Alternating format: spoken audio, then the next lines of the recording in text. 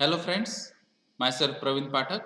I am head of Advanced Diploma in Industrial Safety and lecturer in Chemical Engineering at Kekewak Polytechnic, Nasik. Now we are going to discuss one of the diploma engineering subject, that is management.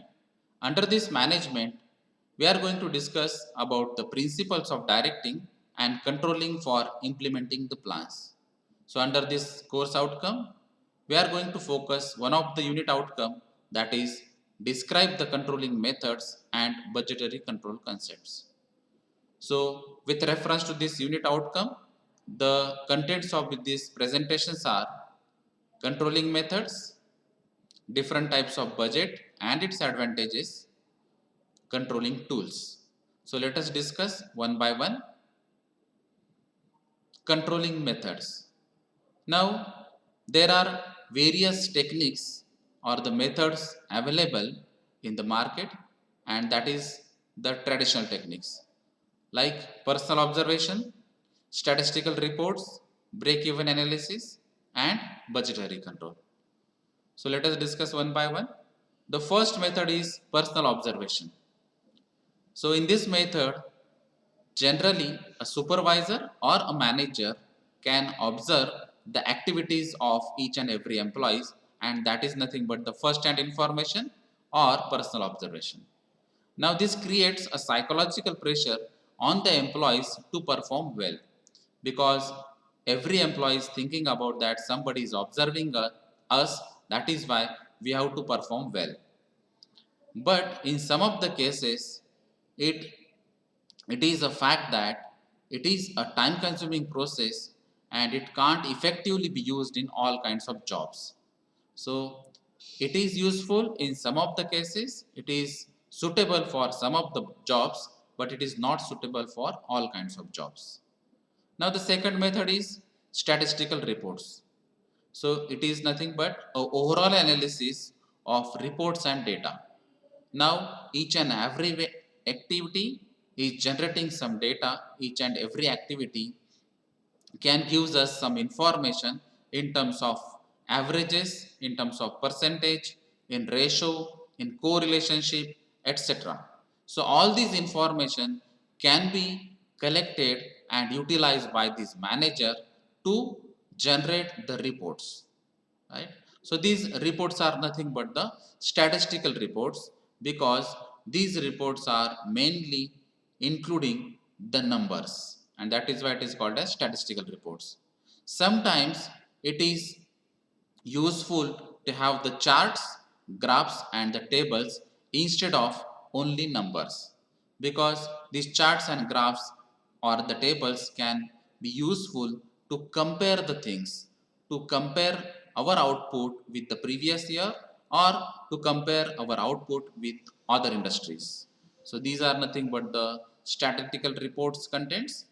Now the third method is break even analysis. So it is the study of cost, volume and profits. So the cost means the total cost, that may be a fixed cost or the variable cost, and the volume is nothing but the quantity, and profits, we know that if the sale minus investment is nothing but the profit. So this relationship is nothing but a technique to use the break-even analysis. Now why it is called as break-even analysis? Because it contains a break-even point. So what exactly this break-even point is?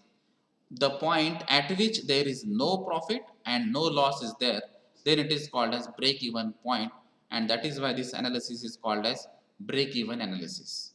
So it determines the profit, probable profit and losses at different levels of operations. It is a very useful technique for the manager, as it helps in estimating the profits at different levels of activities. So the main focus is on the profit, but before that profit we must identify the break even point. So this graph shows us the break even point, and on the x-axis there is output, on the y-axis the cost. So that cost contains fixed cost and variable cost. The fixed cost may be a land, buildings, equipments, etc., and the variable cost may be the utilities used by the industries like air, steam, electricity, etc. Now, this point indicates that there is no profit and no loss. That is why it is called as break-even point. And after that point, there will be a profit. So we can predict, we can judge, we can calculate the profit or the break-even point for a specific period for a specific production activity. Then the fourth method is budgetary control. So it is a technique in which all the operations are planned in advance in the form of budgets and the actual results are compared with the budgetary standards. So organization can define the budgetary standards and we can compare the actual results with that particular budget, right? So it helps to take necessary actions so that the organizational objectives are accomplished. Suppose if the actual consumption or the expenditure is more than the what we have decided in the budget, then we have to modify or rectify that budget in the next year. Like that, necessary action is needed. A budget is a quantitative statement for a definite future period of time for the purpose of obtaining a given objective.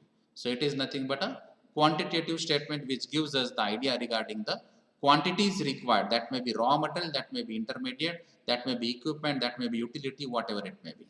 It will contain figures of forecast both in terms of time as well as the quantities. So budgetary control gives us the idea regarding the quantity requirement as well as the time requirement or the period requirement for a particular task or the organizational goals. Now there are different types of budgets like sales budget, which is related to the quantity as well as the volume. Production budget, which focusing on the production only. The material budget, which focusing on the quantity and the cost of material. Cash budget, which focusing on the cash inflow and outflow.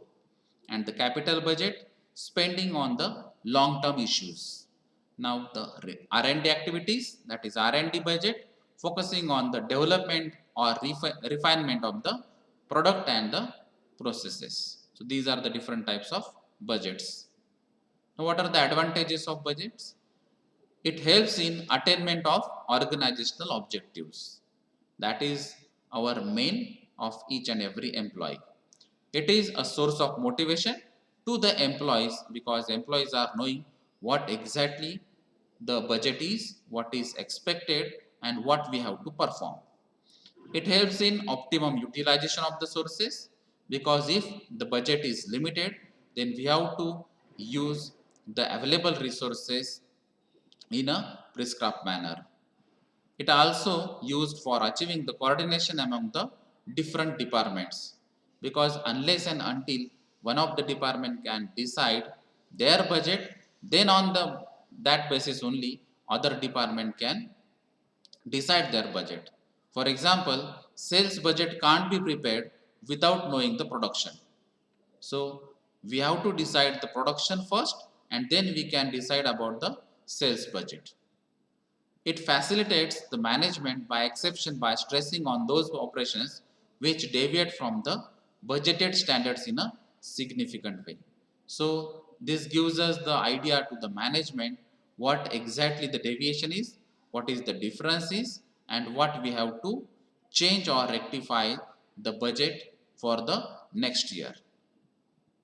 Now there are different tools which are available for controlling techniques like return on investment, ratio analysis, responsibility accounting, management audit, PERT and CPM, that is program evaluation and review technique, and critical path method, MIS, management information systems, etc. So these tools can be utilized for the controlling purpose. So on the basis of this discussion, we can understand that budgetary provision and controlling methods are useful to achieve the organizational goals.